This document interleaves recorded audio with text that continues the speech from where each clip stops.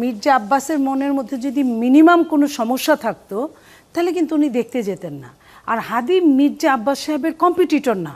হাদি দাঁড়াতে পারে এরকম 10টা 20টা হাদি তার কম্পিটিটর এই মুহূর্তে না। এটা বাংলাদেশের সবাই, আপনিও বলবেন বিবেকে হাত দিয়ে। তো সেই জায়গায় সে তার সন্তানের মতো কেউ হয়ে উঠতেও পারে না, সেটা উঠতে পারে, সেটা আপনার আরো সময়ের ব্যাপার, এই মুহূর্তের কথা বলছি। এবং সেইখানে অন্য কোনো দল যদি আসে সেটা একটা ব্যাপার।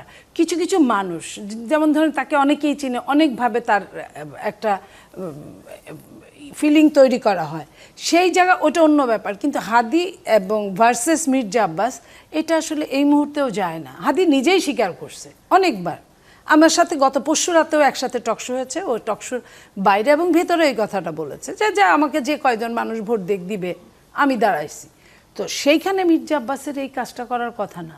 মির্জা আব্বাস যদি এই কাজই করতেন তাহলে তো ওই রিক্সাওয়ালাটার সাথে করতে পারতেন, কারণ এটা তার জন্য প্রেস্টিজের ব্যাপার ছিল। হাদি তো প্রেস্টিজের ব্যাপার না। সো এই জায়গাটায় উনি দেখতে গেছেন যারা এই হাইপটা তুলেছেন তাদেরকে আসলে সুন্দরভাবে তাদের খবর নেওয়া উচিত, তারা কারা, তারা কাদের লোক। এবং এই মুহূর্তে দেখেন ফেসবুকগুলা, সোশ্যাল মিডিয়া, বিভিন্ন জায়গায় বিএনপিকে ধরে এক ধরনের কথা বলার চেষ্টা করা হচ্ছে। আমার কথা, বিএনপি যে এই কাজটা করলো আপনি জানলেন কিভাবে? তার মানে তাহলে আপনি এটার সাথে রিলেটেড আছেন। নইলে বিএনপি লাইক মির্জা আব্বাস বা আমি মনি, আমি যদি করি, চালাচ্ছে, আপনি কি মনে হয়? আমার যা মনে হয় আপনারও তাই মনে হয়। আপনিও বাংলাদেশের আলো বাতাসে বড়, আমিও বাংলাদেশের এই মনে হয়টা নিয়ে আমরা যদি আলোচনা করি, উনি যে গুপ্ত রাজনৈতিক দল বা গুপ্ত কর্মীদের কথা বলেন, সহজ কথা এটি ছাত্র শিবির যখন ঢাকা বিশ্ববিদ্যালয়ে নির্বাচন করে তাদের দিকে বলা হয়, এবং জামাত শিবির বিভিন্ন সময় গুপ্ত থেকে আওয়ামী লীগের সঙ্গে আতাত করে রাজনীতি করেছে বলেই বলা হয় সরাসরি। আপনার কাছে প্রশ্ন করতে, তাহলে এই ওসমান হাদি এবং তার উপর যে আক্রমণ, মির্জা আব্বাসের যে প্রার্থিতা, এই ঘটনাটাকে নিয়ে জামায়াত কোনো সুবিধা নেওয়ার চেষ্টা করছে কিনা, যেটি হয়তো নীলুফার চৌধুরী মনি পরোক্ষভাবে বলতে চেয়েছেন বলে আমি বুঝেছি, আপনি কি তা মনে করেন? এখানে আমার বলার কথা একটাই, যে আমরা যত এরকম ব্লেম গেম খেলবো, যারা এই কাজটা করেছে তাদের উদ্দেশ্যটা তত বেশি সাকসেসফুল হবে। তো এই জন্য আমাদের আসলে এই সময়ে আমাদের চিন্তাকে, আমাদের কথাকে, আমাদের কার্যক্রমকে সংযত করা দরকার, এবং সমস্ত ফোকাস যাবে কাজটা কে করেছে তার উপরে, আমরা কিভাবে সহযোগিতা করতে পারি তার উপরে। এবং এটা বের হওয়ার পরেও আমাদেরকে, আমি যেটা একটু আগে বলেছি সেটা আমি রিপিট করছি, আমাদেরকে এমন একটা জায়গায় একত্র হতে হবে যে আমরা গণতন্ত্র চাই। ঠিক যেটা আপনি 5 আগস্টের আগে 1 মাস বাংলাদেশে দেখেছেন, কোনো দল ছিল না, তাই না?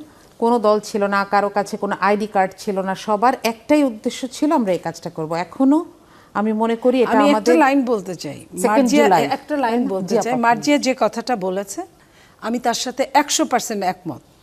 যে বা যারা ব্লেম গেমটা খেলার চেষ্টা করছে এবং আমাদের সুযোগটা নিচ্ছে, তাদের আসলে আমাদের একসাথে প্রতিরোধ করা উচিত। কিন্তু আমার বা মার্জিয়ার হাতে কি সত্যিকার অর্থে সেই ক্ষমতাটা আছে?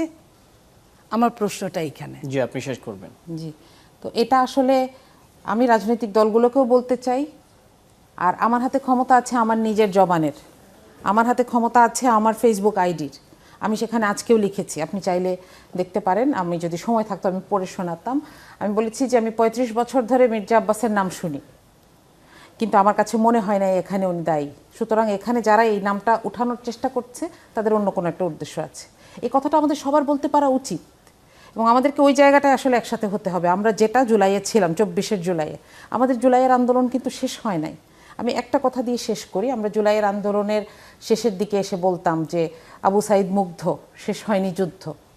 আমি এই কথাটা এখন আবার বলতে চাই, কারণ যেই ঘটনাটার জন্য, যেই টার্গেটের জন্য আবু সাইদকে আমরা দেখেছি বুক চিতিয়ে বুক পেতে দিয়েছে, আমরা দেখেছি মুগ্ধ একদম সাধারণ একটা পরিবার থেকে উঠে এসে কিভাবে খুব পলিটিক্যাল হয়ে গিয়েছে, সেই জায়গাটা থেকেই আমাদের এখন আসলে এক হতে হবে।